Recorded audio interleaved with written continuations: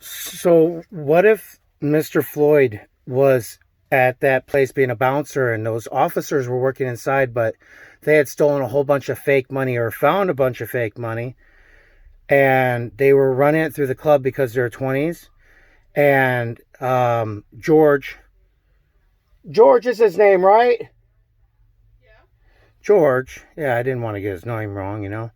But what if George knew about it and they made it up about the call or they called it in themselves and then they surrounded him like that because they were making an example of him because he was really moving fake money and he had gotten wise to it and he wanted a cut of it, but the police officers didn't want to give a cut of it.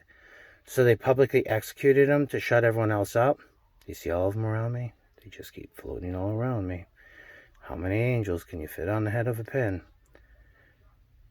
So they murdered him to keep him quiet and keep everyone else quiet. What if this is an organized crime unit? What if these police officers are doing something more than this? And they thought that they could get away with it because they had to, because they knew that the people that were in charge of what they were doing, because they might have been doing heroin or selling people illegally.